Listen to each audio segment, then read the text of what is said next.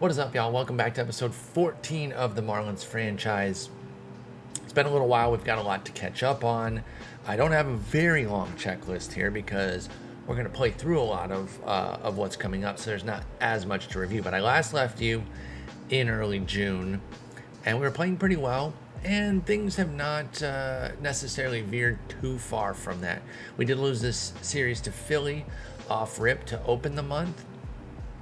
Then we lost 3 of 5 to Atlanta, a little 5-game set there with the planned doubleheader. Split a series with the Angels, stayed in LA for a while, and split 2 of 4, or split a 4-pack, I guess you would say, with the Dodgers. Then we beat the Mets in a series. We beat the Cardinals in a series. We beat the Braves in a series. Then we beat the Cardinals again in a 4-game set. So we got going after a little, I wouldn't even call it lull. It's fine. We dropped 1 series. Well, 2. But 2 out of 5, I don't know, feels a little bit better. It probably shouldn't, but just getting the 2 dubs. But yeah, after those 2 series, it was ties or wins the rest of the way. Then we got into July, and we split a 2-pack with Baltimore in Baltimore. Stayed on the east side there, working our way back down. Or no, we actually, from Baltimore, you can go back up to Philly for the All-Star break. But then lost 2 or 3 to them. So we lost 2 series to them recently. Philly, we got beef. So then it was All-Star time, and I can tell you that we got a couple All-Stars. I can't tell you who they are because I don't remember. They're both pitchers, I'm pretty sure. Sandy Alcantara and Garrett Whitlock. There you go. Did I miss anybody? No. And no hitters, unfortunately. And then for the prospects, I don't even know if we got anybody. I don't remember. We got Willie Vasquez, who we acquired this past offseason. He's down to 81. Tried to bolster our minor leagues with him. He's unhappy with his role on the team. What is his role on the team? What's he whining about? You're playing every day and you're batting second. Shut up. Like, for real. What would you be barking about on that? I really don't understand that. Like, I mean, if you want to be in AAA, sure, but your role on this team is not bad. Anyway, come out of the All-Star break, took 2 or 3 from the Cubbies, dropped a series to the Mets in a tough one too, 5-4 in 13 before we got out of town, and headed out to Milwaukee and split 4 with them, and that brings us current. So this is where we're at right now. We did also do the draft. I'll get to that in a moment, but just a quick team overview. We're not going to go player by player here, so if you're interested in seeing the stats right now for where they're at, you're going to have to pause and take a gander. Now, I just brought him up, and he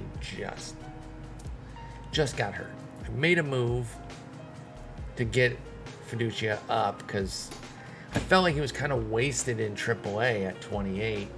So I wanted to bring him up, and we had that Jose Fernandez guy. That was Jose Hernandez. Let's just look at the transaction log. So I made a deal to move him. Juan Fernandez, pardon me. So I don't know. I didn't give him long enough, I don't think. It wasn't really a negative on him, like, oh, you're not performing well enough. His 3 plate appearances is nothing. Picked him up, though, and I did like the plate profile.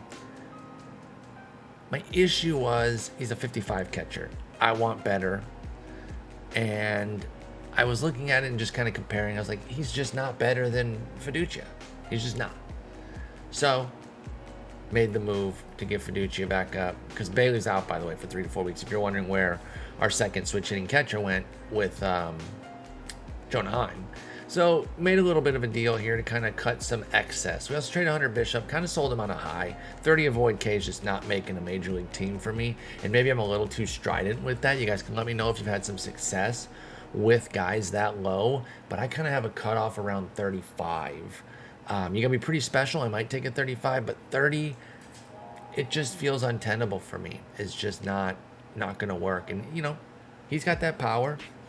And I really do like him, but I thought it was like a sell high with him. By the way, my dog is at the door. I'm going to let her in real quick. Sure.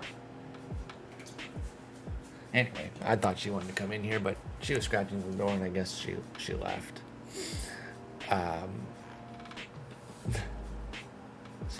I'm just texting my girlfriend that I thought I heard Shark scratching at the door. And a good YouTuber would edit that out. But I'm leaving it in. Oh, it was Henry. Oh, what's up, Henry? Hey, buddy. There's our other dog, Henry. He's a sweetheart. Well, he's coming in to visit. Anyway, also traded Cameron Barstad and Jerry Cuevas. Cuevas? Just cut some chaff, let's be honest. I mean, Bishop's not bad, and Fernandez isn't bad, but the other two were just kind of included to kind of push the deal. We got Jonathan Bowen, who's actually in the majors, and I must have confused him with somebody else, because there was another guy on KC that they offered that could go to the minors, and I thought that's the guy I was getting, and I thought I double and triple checked, but I guess I just conflated my names. And no, so he has to be up in the majors, which, oh wait, I can show you who I sent down. It ended up being Jose Geraldo, who probably doesn't deserve to be in the minors, but we'll see. It is July. We'll probably make some other moves. I also got 2 draft picks and 25 G's just to get a little pocket change. I'm just going to keep that money and, get something nice. Who knows? But want to use this trade setup as a segue into the draft. So let's talk about how the draft went. And I'm very happy with the traded draft picks that I got over the course of the last offseason. Now, I'm not going to make it crazy or anything where I'm going to try to get like every first round pick or anything like that. I know some of y'all probably don't use draft pick trading or might even think that it's not cool because it's not real. I get that. It takes you out of it a little bit because in real life, there isn't that, and you want sim as close to real life as possible. I grant that. That's fine. That's just not what we're doing here. I'm doing draft pick trades. I like it, and I think MLB should have it. I think it's kind of ridiculous. So just as I used to put the NLDH in before it was officially in, I think I'm ahead of the curve on draft pick trading because I think it should come in down the line. Anyway, as you can see, we had 2 2s, but we did give up a 3, so we kind of moved up there. We gave up our 6 at one point, but we had 2 9s.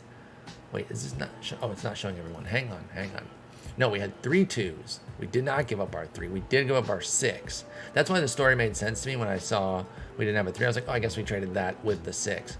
But no, 3 2s, gave up our 6, 2 8s, 3 9s, no 10, no 12, and then a couple extra picks here later, 3 19s. Those are just like little tack-ons.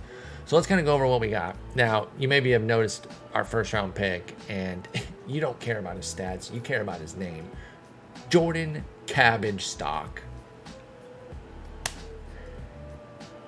If you don't think that played a big role in me drafting him, then you're new here. Which, hey, welcome. I'm glad to have you. But if you've known me for any amount of time, been in my Twitch streams, read my articles, seen me on Twitter, podcast, whatever, you know there was no way I wasn't drafting Jordan Cabbage Stock. He also happened to be the top guy on our board at the time too, so it was kind of perfect. But I guarantee if he was 10th, 12th, 15th on our board, I was still going to take him. But he looks pretty good. He obviously a long way away at 18, but what a robust profile. No real defense to speak of, right? Kind of a DH already, but good character. Not much dislike. We don't know what it is yet, but it looks like it's going to develop into some, it looks like it's going to be a good personality. So maybe that will help him kind of develop a bit in the outfield. I mean, outfield range is terrible.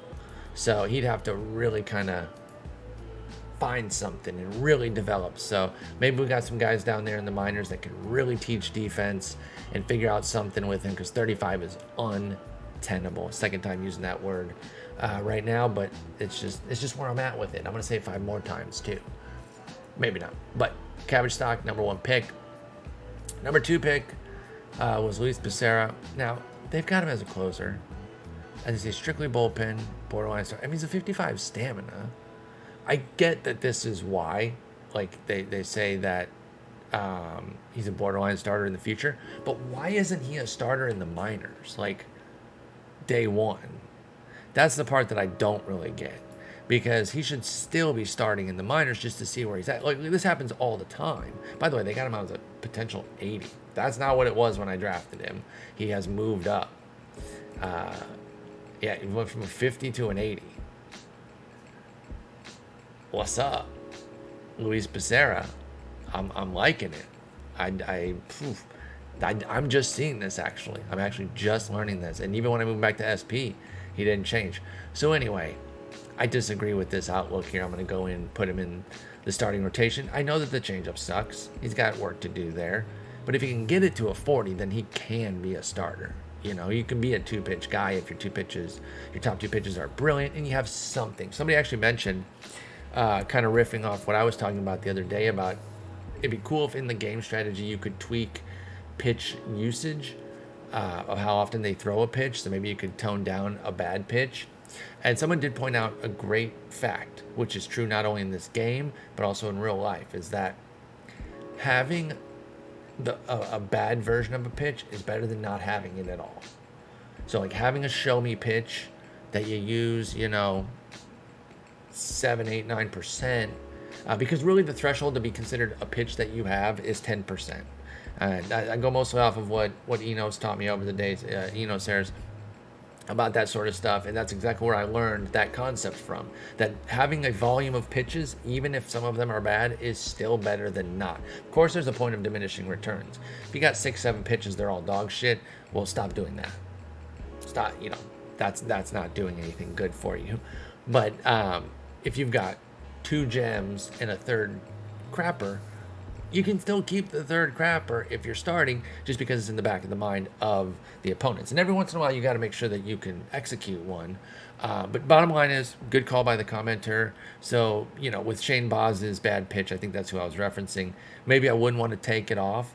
But if we did have in the game strategy something where you could tweak percentages of how often they throw it, maybe it's something that I would have him dial down. Or maybe try to dial it up against weaker opponents. Say, hey, try to get some good value out of this. Try to use it more. Try to develop it.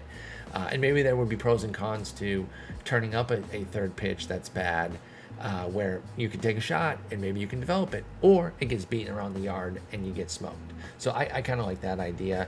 I don't know how hard it would be to incorporate. So whenever I give ideas like that, I know full well that because I have no idea how to code anything, that I'm not speaking from any sort of level of authority of like, they need to do this. This has to be a feature, because I don't know. I have no clue, So let me just be clear on that. Let me finish this before I forget. Pardon me from derailing from the draft review, but I want to make sure that I get this done. Actually, Abdiel was one of our picks too. He's a 50. Yeah, we'll take out the 50 and we'll put in the more firm stamina of 55. It's only 5-point difference, but he's also an 80 fuge, potentially. Probably not going to happen, but it's in the cards, perhaps. Wait a minute. How did I get to... Oh, I know why. I was like, wait a minute. I went to organization. Where did the minors go? I was on the wrong team. Anyway, back to our players here.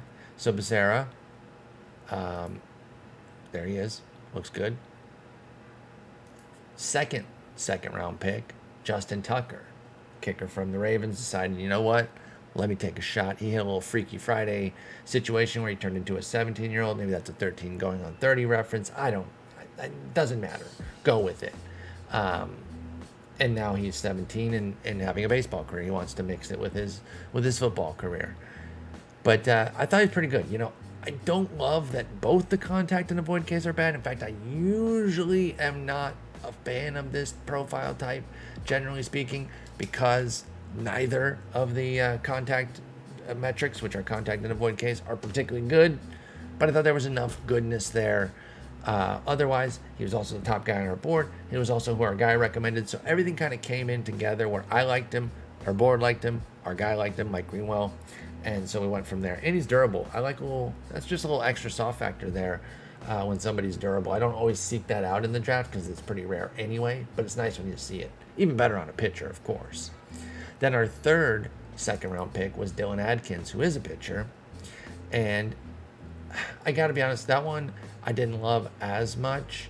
He is a two-way player, though, and his hitting and speed actually appealed to me more as an outfielder than his pitching. He was recommended as a pitcher, and I was like, I guess. But I think he should be. Okay, he is two-way. Okay, good. And where is he right now? He's in the rookie complex, of course. Where else would he be? And is he playing? Oh, no, he's not even listed here. If they're two-way, shouldn't they be listed up as pitchers? Where did he go? What? Did I go to the right team? Surely I did. Dylan Adkins. Dylan Adkins is who we're looking for, ladies and gentlemen. I do not see Dylan Adkins. Did he get hurt? Did he get hurt already? Y'all, I'm losing my mind. Did they not say that he's a rookie ball?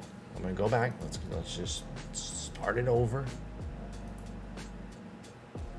Rookie Complex League. Okay. Dylan Adkins. Closer. Not hurt. Okay. Pitching staff. Rookie. Oh, was I going to the wrong thing? No, because I'm here. And I don't see. Oh. Because I was looking for guys who weren't drafted because I was making some moves. I was like, I don't want... That's on me. I'm going to go ahead and wear that one. We have like 5 billion players down here. And so he's probably listed over here too. Okay. Yeah. So it's all good. Glad I wasted everyone's time on that. Sorry, y'all. Pardon me. Anyway. Let's pick up the pace. Chris Breezy.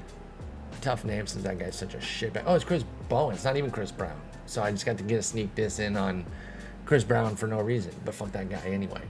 But Chris Bowen, do not say F that guy. He's awesome. I mean, he's okay. But nice little pitcher. Here's the thing, y'all. And I don't know if this is happenstance for a couple years of drafts or something that others are noticing. But I feel like the pitching classes have been weak as hell in my draft classes so far in 23. Is it just the fact that it's only been a handful of drafts, or is there something going on? Because this isn't just in my brand new one that I started in 23. This includes the port over from 22 with the Austin Armadillos. So I just feel like pitching hasn't been there. So I've been kind of reaching a little bit for some guys because we've got to get some dudes because I've been noticing the pitching is getting a bit thin. So Chris Bowen is our 3rd round pick. Jesus Lerma, I did not like the personality class, and this is a very rare pick for me to go out and get somebody with just the literal worst skills here, or personality. But I thought the hitting profile was enough to maybe take the shot. He's already moved up in potential contact. And, I just thought it wasn't good enough profile, and I wish there was a way to see, because this only gives you a few things. But I swear, and I guess it'd be listed down here, but I swear that his range went down from 60 when he was drafted. I think when we drafted it was a 60. But we're getting a full scouting report on him soon, so maybe something will change there. That's a wild card play. We'll see how it goes. I took a shot. Jonathan Turner, I swear to God, they recommended him like 4 times. So in the midst of the draft, and I'm gonna roast myself and tell on myself anyway. So I was about to say I'm glad I didn't stream this part because I would have looked, or live recorded this part because I would have looked dumb. But since I'm gonna tell you how dumb I am anyway, it doesn't matter.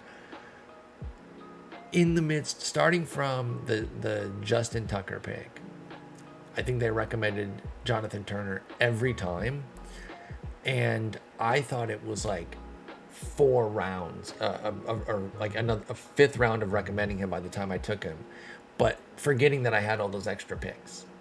So I'm sitting there like, geez, I mean, we've been going through all these rounds and no one's taking this guy. He must suck. Well, in actuality, from the mid-2nd down to the 5th, it's not that crazy that he was continuing to be recommended and still there. It's not like we went 2nd, 3rd, 4th, 5th, 6th. I guess it would only have been 1 extra round, but it seemed much more wild at the time, where I was like, this is crazy. And then I looked at it and I was like, oh, that's fine.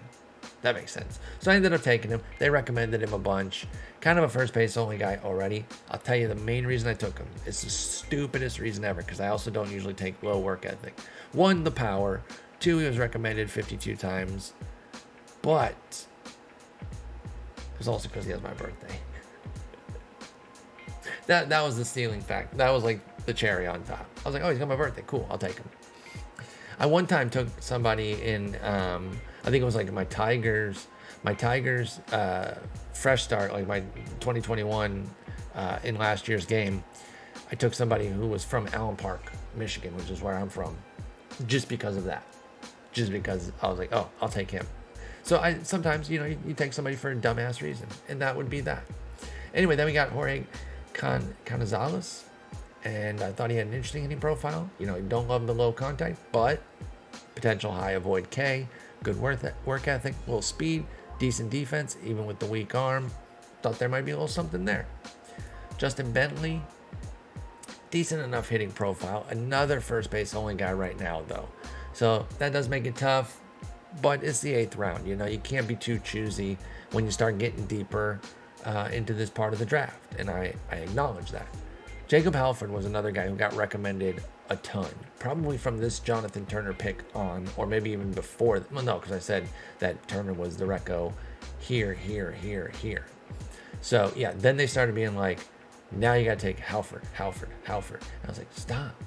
I don't want him. Oh, I know what it was. There was overlap there, because it wouldn't make as much sense if there wasn't. So what I was doing in some of these rounds was saying, who's the pitcher that you recommend? And because I took Adkins on my own, I took Bowen on my own. So then it was in some of these rounds where their main pick was Turner, but then if I did pitcher, it was Halford. They kept saying that, and he kept being available. And I think this one I think this would have been a reach if I'd have taken him when they originally said, whereas Turner would have been a bit more justifiable, because 45 was pretty high on the board at that point. Like it was still pretty good. I mean, I took a 35 and a 40 over him. But with Halford, he's only a 35, and they were recommending him back here, and he just doesn't look that appealing. Like, he's a dumb idiot, but he adapts well. So, it can be hard for him to settle into a role. Isn't that the opposite of what adaptability is, though? Wouldn't he not have a hard time settling into a role and being like, I can adapt, whatever. Anyway, Manny Botello, 70 stamina, some good control. We need more pitching, nothing more to it. Connor Ashby, up the middle, decent personality class. I say decent only because there is some greed there, but like, it's good. Work ethic and intelligence on high, that's good. I'm going to amend that, because even with the greed, I don't give a shit. If they're good, I'll pay them. And we'll see. He's got a long way to go. You're going to have to use those smarts and that work ethic to get boosted up. Then we got Brandon Davis, our last of 3 9th-round picks. Kind of a Connor Ashby clone, right? Like, they're not. There's a few small differences. Better eye here, better avoid contact, or better avoid Ks here, avoid contact. 6 skill. So they're pretty similar. Tyler Pepperoni, good personality class, up the middle. I mean, you see what I'm doing here. I'm just taking talent at the good end of the defensive spectrum. They can work their way down, and if they can figure some things out hitting, they could be good. Justin Lower, maybe I could have taken him lower because it doesn't look that great, but a good personality, and that's good enough sometimes deep in the draft. 15th round, David Goodwin, decent enough bat, smart, adaptable, terrible defense though, so a DH this late, but I figured take the upside with the bat.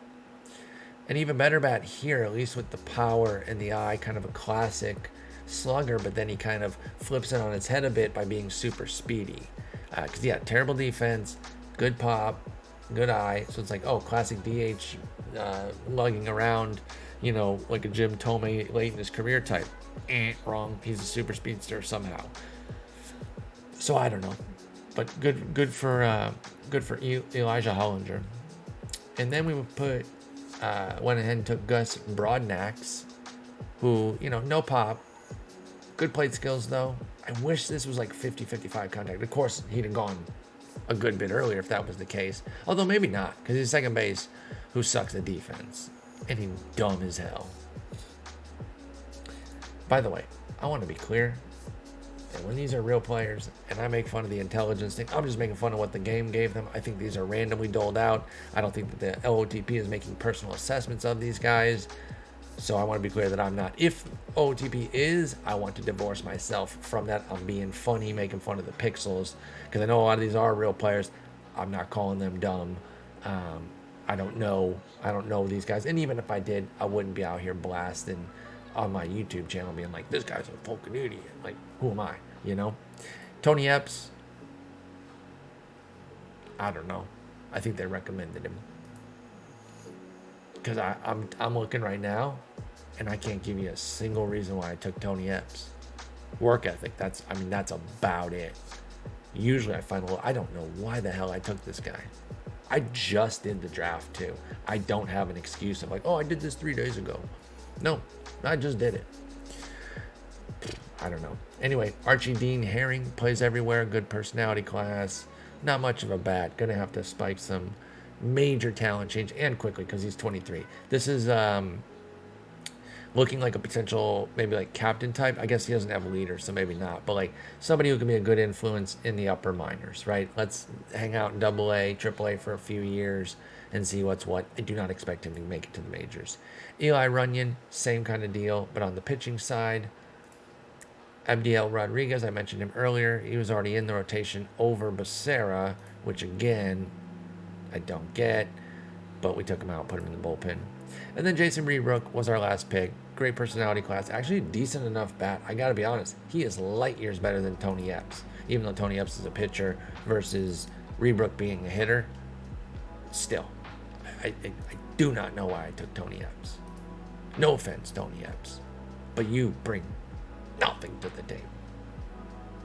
I mean, Runyon and Rodriguez are both better. And they were taken later. So I wasted that 18th round pick. Anyway, that's the draft. So, catching up with everything. I think we've gotten everyone. Oh, one guy we didn't get. Oh, we did have a 6th round pick. So yeah, we didn't even trade that. All we gave away was our 10th or 12th. Yeah, that's right. I tried to only give away double digit draft picks. That makes more sense now. But yeah, we do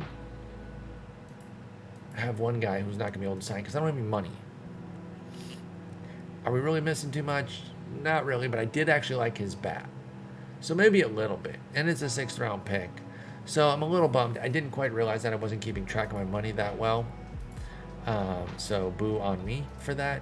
We only had $8 million. And that was actually what it really was. It wasn't even so much about keeping track of the money. Well, keeping track of it would have avoided that. But it was all these extra picks. Or I guess these 2 extra picks. The 2 extra... especially with Dylan Adkins costing 2.8. So, Cabbage Stock, Becerra.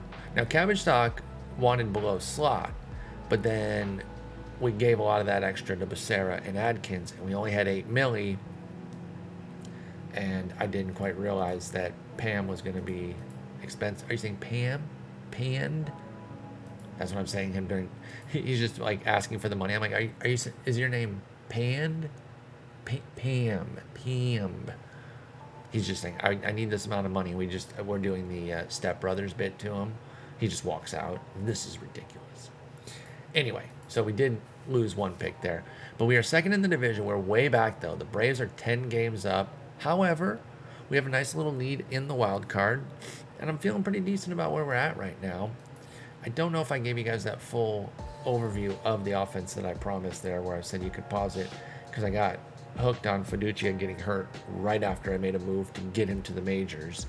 But anyway, the offense is a little bleak.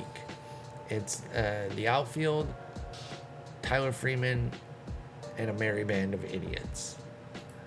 Like, 4 of our 5 best players are in the outfield, and then Freeman. And then Jean Bois is doing pretty well too. with a 95. I'll take that because his defense is strong, or at least should be, as he kind of learns his positions. He is still training up, so I imagine... Actually, I don't know. I've never really known for sure how it works.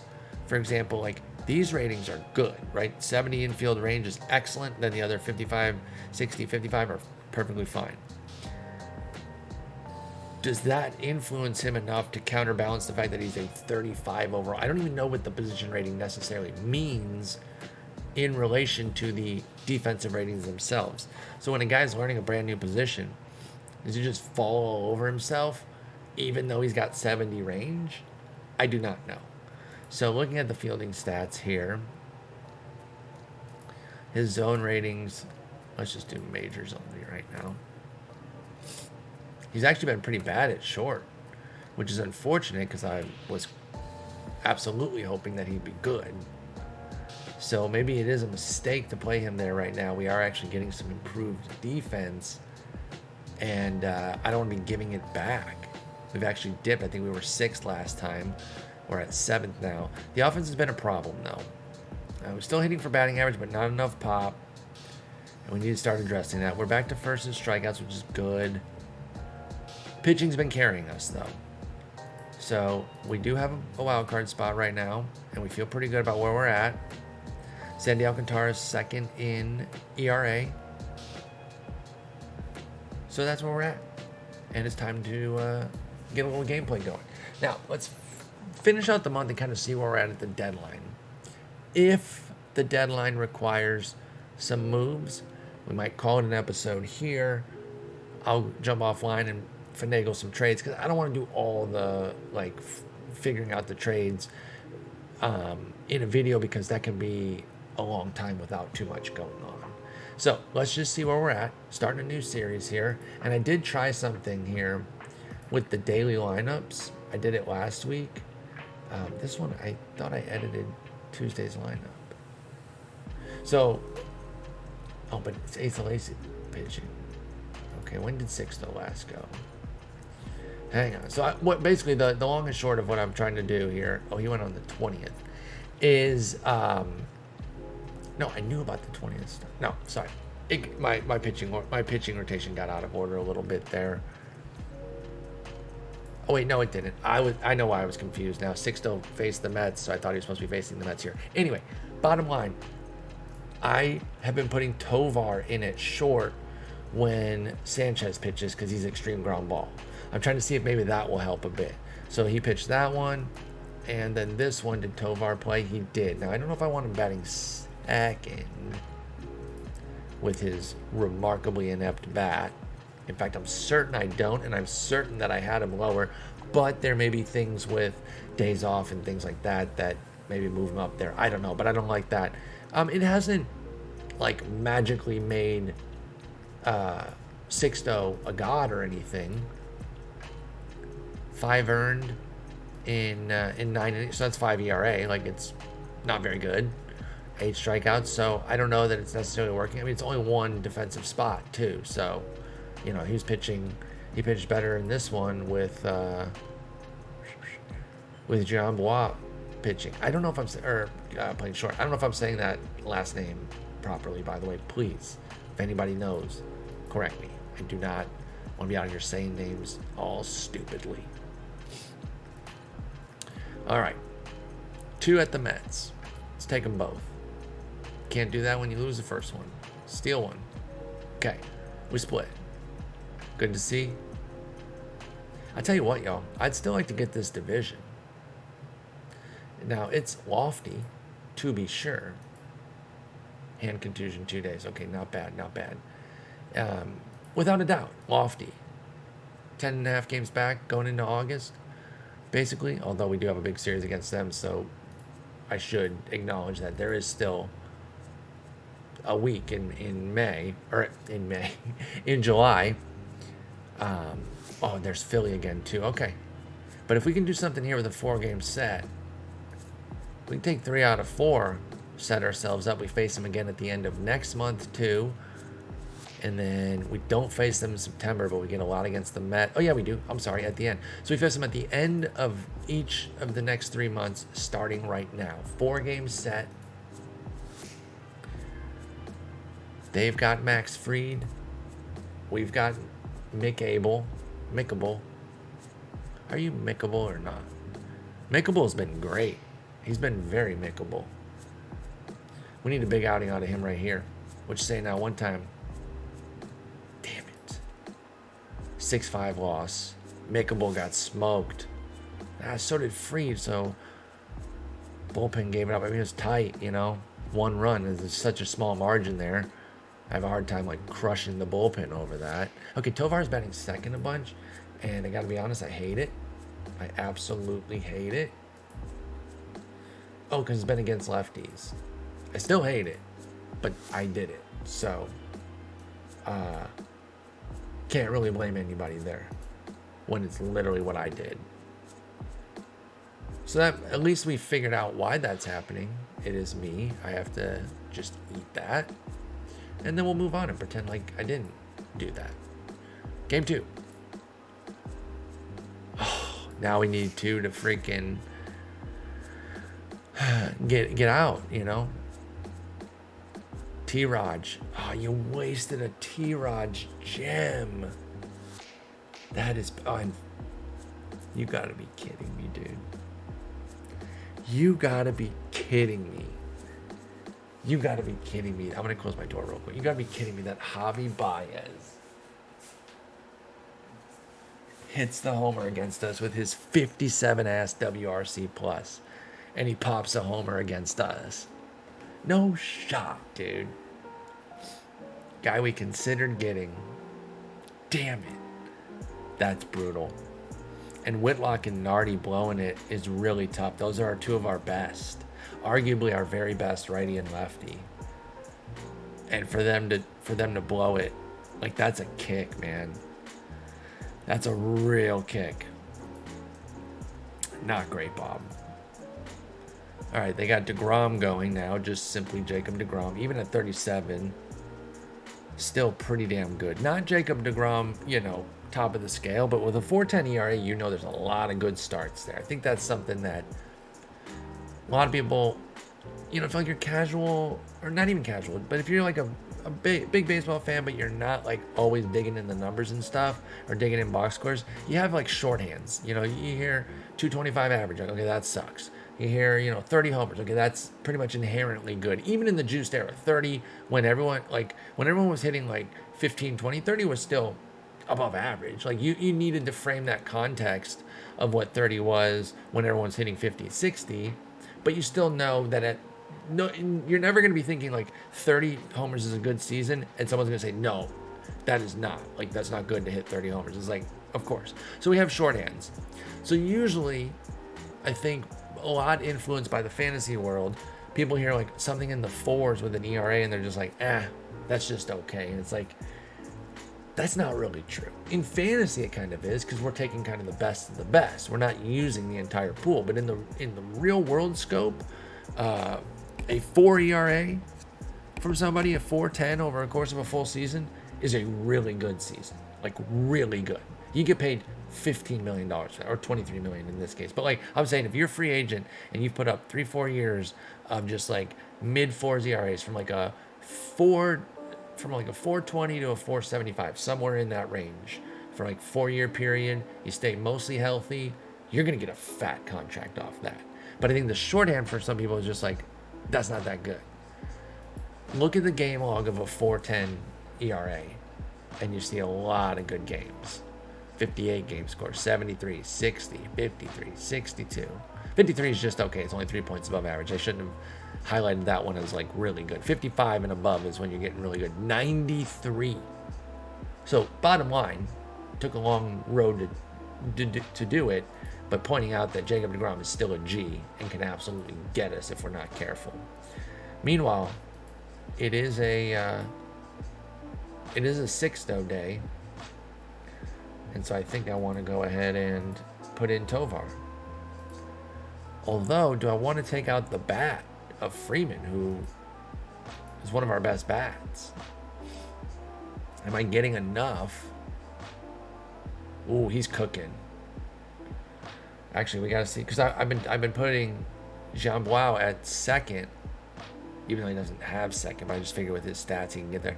And then putting in Tovar. Well, he's actually been brutal against righties, so we're gonna keep Freeman in, and we're just gonna put in Tovar here. I'm gonna put Dominguez at 4, Tovar at 9, and Freeman up there. Now, sometimes I get a little too much. I do a little too much with adjusting things. I think my inclination is to move Freeman back up the order, because remember, he's our second leadoff right now, batting 9th. But he's one of so few hitting well for us that I think he needs to be moved up. I think he needs to get more plate appearances. So I think for one, Jean-Bois needs to stop hitting 4th. I mean, I try to just go off his rate. Like, this is a great hitting profile, or so it seems, but it's not clicking right now. Low BABIP, we'll give him a little break because of that, but it's just not there right now. Burleson not following up his Rookie of the Year season all that well either. We'll do this. We'll do this here. We are going to keep Burleson down a little bit because he hasn't been playing all that well. Rocchio, we're going to put Freeman 5. He doesn't have much power. You want a more powerful guy at 5, but we're going to do it. Damn, we have this many guys that are... Oh, wait. Never mind. I was conflating something. Oh, it's just weird that I think my brain kind of changed some of these 50s to 45s. I thought we had like 6 or 7 45s. I think because there was 4 in a row. I was like, damn, we got that many. We got 4 right now. 2 are starting. And 45s, you know, there's nothing wrong with having 45s. There's a lot of 45s in the major leagues right now. But I kind of thought we were closer to having fewer of those. I think some guys have moved down. Well, not Freeman, though. He's been a 45. So maybe I just had a faulty perception. Jonaheim is down. Jordan Diaz is having a tough year, but he's not down. He's where he's been. And then who's the other 45? Oh, Faduch. The Dooch. His potential's down, but his current isn't. So it's just in my head. All right, let's see how the Tovar Gambit works. We need a dub right here badly. 2-0. Let's go, baby. 6-0. Only goes 4 1/3, but gets the job done. We have this kind of by design here with, you know, tightly managing our guys here. 6-0 gets 100 pitches. 100. Oh, my God.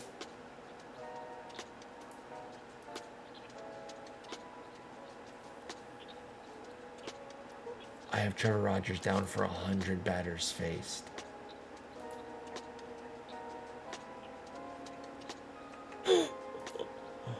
Ruh-roh. Good thing that didn't come back to burn us. Holy shit. I mean, it would never go that far, but, you know, it would have been rough if you put up like a 130 pitch outing. It just was... Good thing I have the aggressive tiredness hook on, but oh my gosh. That's crazy. His one start with 100 batters faced on, he faced 22, but pitched brilliantly. That was the game that we blew. Oh my God, that's hilarious. I made a similar mistake one time where I changed somebody's pitch count to 3. And it was just a complete typo because it wasn't supposed to be 30 or anything like that because they're a starter. You're not going to have a starter on a 30 pitch count. So I don't remember exactly what happened, but it was bad. And it wasn't one like this where we were playing it kind of slowly. I was doing chunks at a time. So we went pretty far, and only to come out and see that this guy wasn't pitching any innings. We were like, what the hell's going on? We can't get the split. All right, it's going to be really hard to catch the Braves, but we knew that. Asa Lacy got destroyed. Garrett didn't do much better, and then Bowen, our new guy, gets tatted up a bit too. Oh well. But yeah, it was hilarious. This guy had like 25 starts, and he like maxed out on 5 batters faced or something. It was hilarious but bad. Angels, Rangers, avoid the sweep. Why do I care about that? Who's this? Is this guy on one of my lists? No. Oh, I didn't even tell you guys. Oh, Nate Lowe's on the wish list. Hey, he's 30 now. We can take him off of that. I didn't even tell you guys what happened in the draft.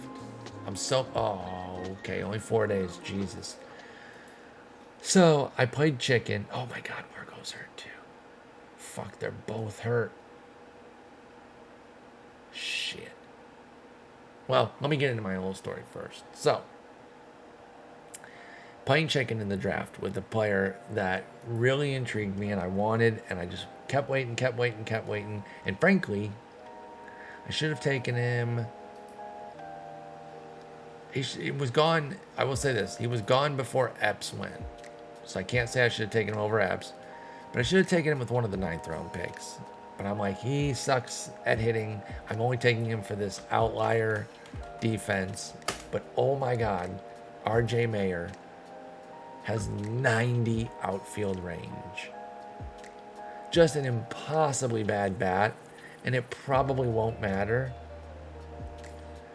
But I was like, that is so insane. And so now he's on the wish list, or on the short list of the one that got away. I made that short list just for him. And I wanted to ceremoniously add him to it on the video. But yeah, oh wait, what round was it? Did he go in like the 13th or something? 16th. Oh shit, when did Epps go? Oh, okay, good. But yeah, so, I mean, could have taken him over this guy, just in DH. Could take him over this guy, but I was like, okay, I'll get the pitcher. And then, I swear to God, after this one, I go, I'll get the pitcher. We're off. We don't pick in the 14th. If he's there in the 15th, I'll take him. And then I fucking pushed my luck because I was like, oh, this was who they recommended. I was like, this guy's an okay hitter, decent plate profile, smart, adaptable. Okay, cool. And then it cost me. Again, he probably won't be that good, but that defense, y'all, that could really be fun to see in the minors at the very least, at the very least, some minors. We've got overcrowded again. Purify, struggling, gotta move him down. He hates everything.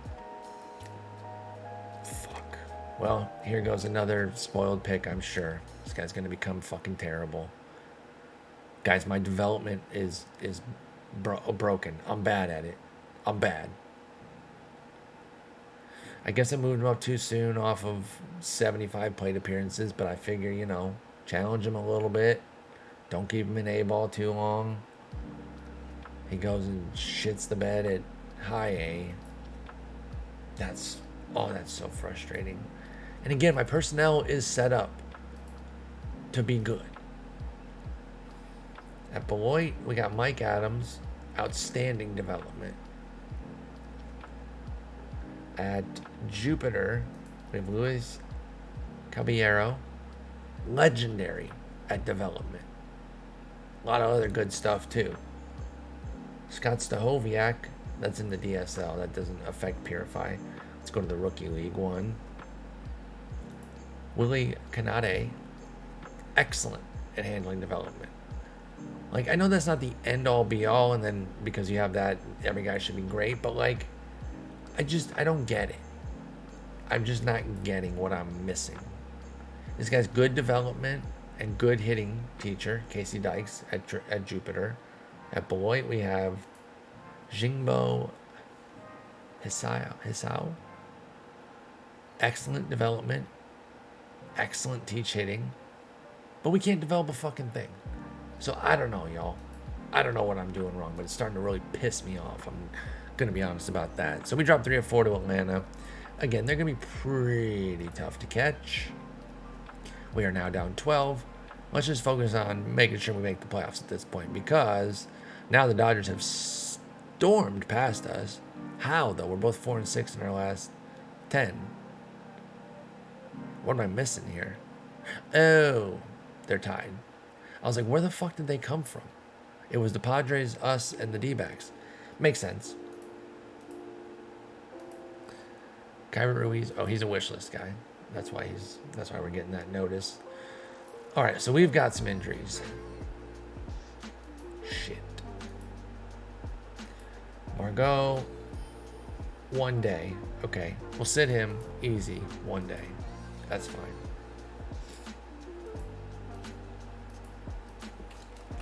One day, Gucci.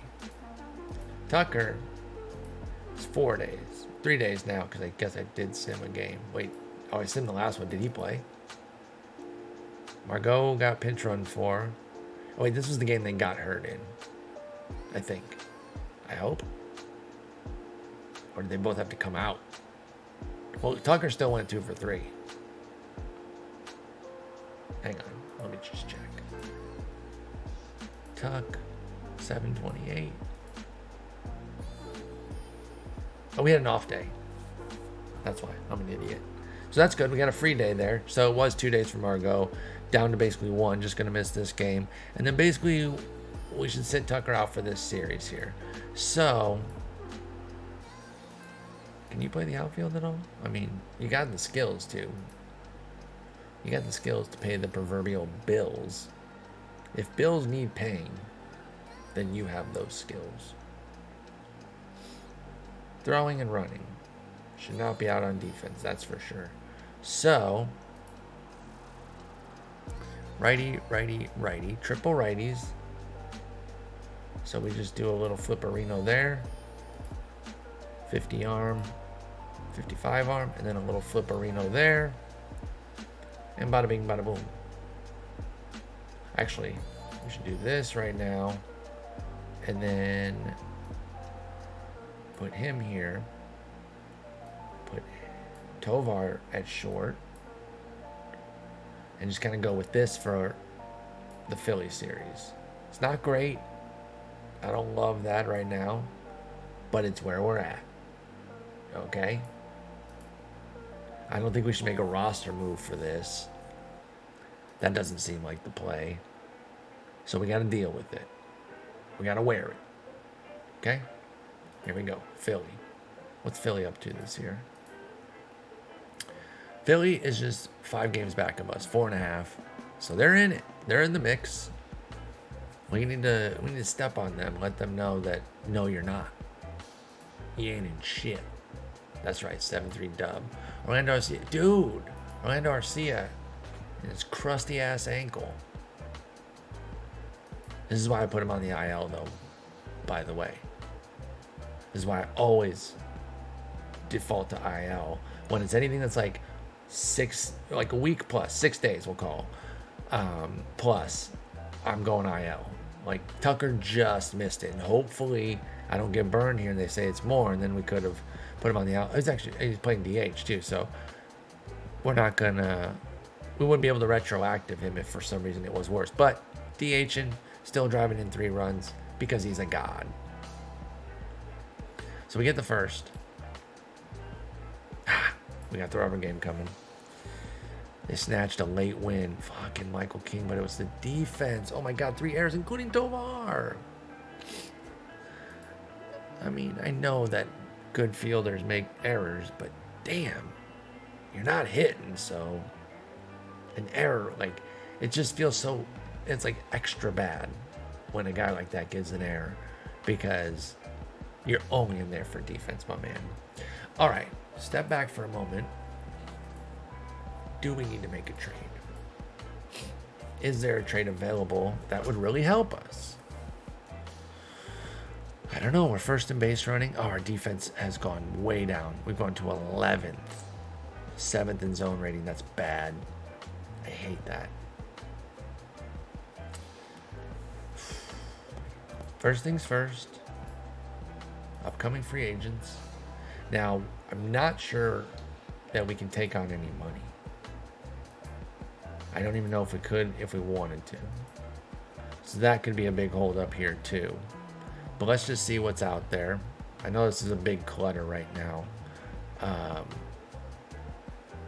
with everything. It's because there's like way too many columns. Let's just be honest. In fact, let's get rid of a bunch. I also have the screen a little bit smaller, so like if you adjust it smaller and then still do the full zoom on Streamlabs, maybe a little bit more readable. I know overall readability is still a big hurdle for this game. in terms of streaming and playing it like this, but I'm trying. I'm trying to make some things better. We don't need extra base hits. I can do the addition if I want to. I don't really care about the caught stealing. Frankly, I don't really care about the steals either. Okay. I still feel like we need to cut like 10 columns. Oh, the draft was only there temporarily. It's not really ever been part of this view. I don't need their pitches per plate appearance for this. Do I need all 3 defensive categories? Probably not. Do I really need to know how many triples they hit? That's not really a skill-based thing. Frankly, don't really need the doubles either. Don't really. All right, that tightens it up a bit. A little less cluttered. Let's go ahead and save that one. And then let's look. War. Real Muto. Real Muto's available. He's still making a grip. What would he cost? He's still got excellent defense too. We don't have anything. Okay. So no single player is going to get it done. That's alarming. Off rip. I mean, Philly's kind of competing. Never mind. They're not getting. There's no. I don't want to do that because they won it. Like that'd be dumb. Tony Kemp is the 3rd best WAR among potentially available players. He's having a hell of a season. Those plate skills, man. Those plate skills. But not the kind of guy we want. We need more punch. We need some pop, baby. Let's put a little filter here. Edit. 200 plate appearances works. Okay, now we're looking for power there. I just don't want Marcell Ozuna. Just no shot. Hunter Renfroe. We don't have outfield though. I'm gonna put Rougned Odor on the team. Get out of here. Get the hell out of here. See, I don't know if there's anything here that's really moving the needle. I mean, there's some like good players, but are they enough better for the assets we will inevitably have to give up? I don't think so, Tim. I just don't.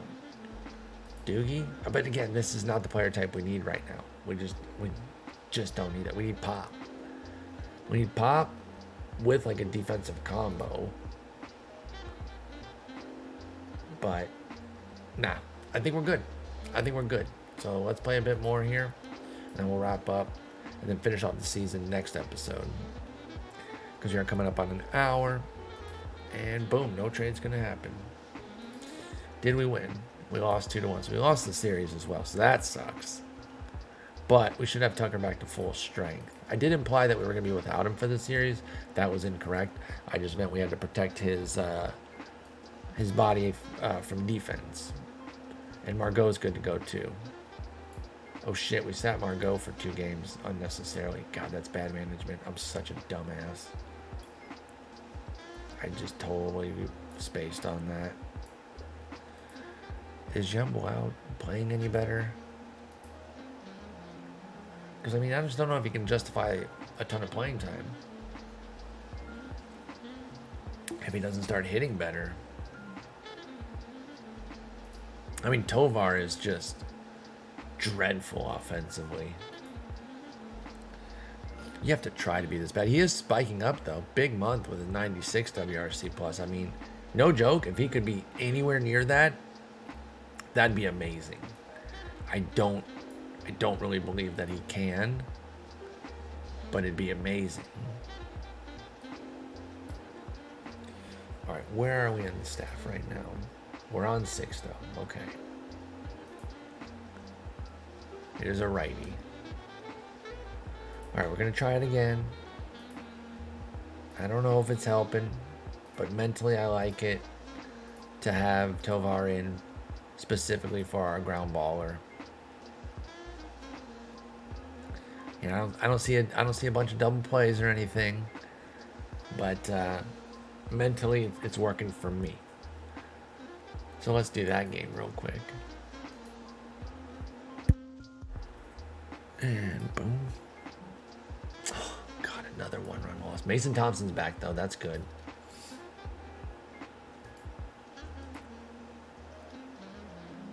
Damn. And he made another fucking error. Now, errors are a bad thing to judge guys off of because guys with elite range are going to make more errors because they get to stuff that guys with shit range would never get to. So let me be clear on that, like, I'm not just looking at these and saying, oh, he made an error, he's been bad.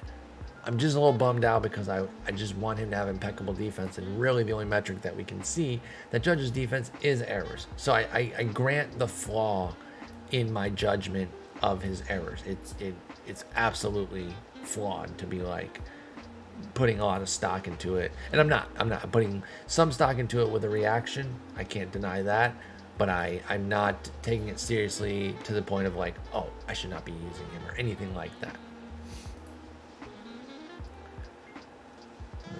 Just checking in on some things here.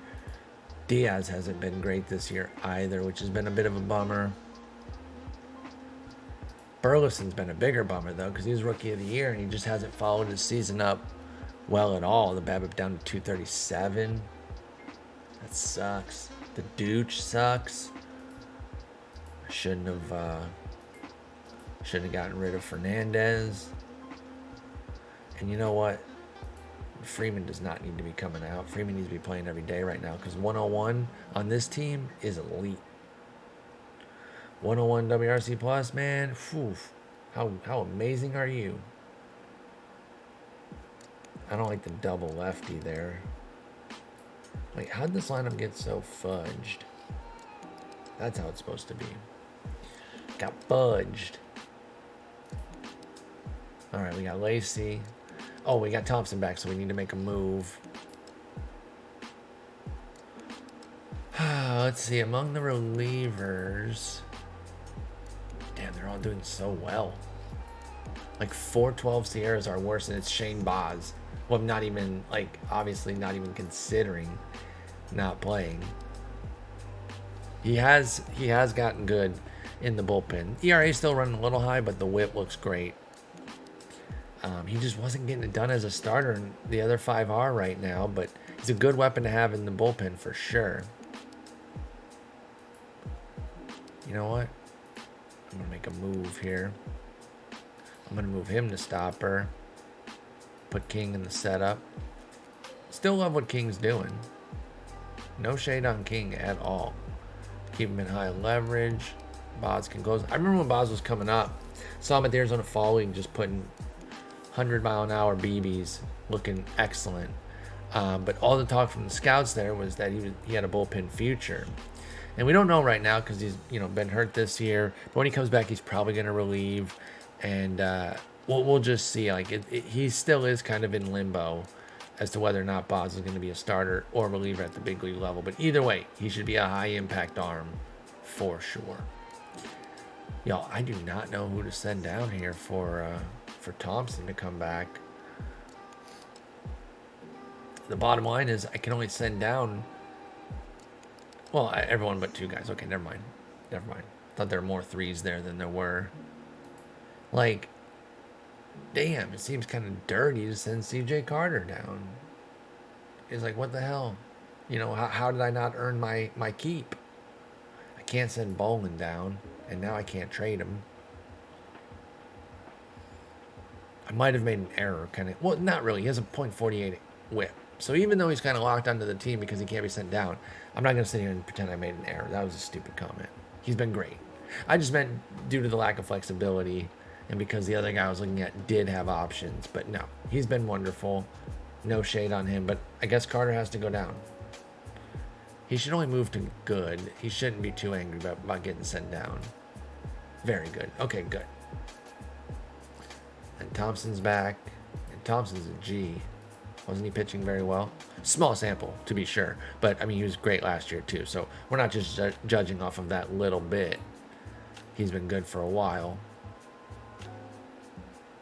And, I don't really have any use more often for any of them because they're all really good. 2 lefties, 2 righties, all 4 really good. So I just let them use them how they see fit. All right, I think we're going to go ahead and cap this episode there. just do a little TLDR here. Draft went pretty well. I can't develop anybody. Please help. We are 60 and 53, doing all right. We do have a wild card spot right now, but we're on a 3-game losing streak and we're sputtering a little bit. We have no power, which isn't particularly new. Pitching's amazing, also not particularly new. Defense is fluttered though. Faltered.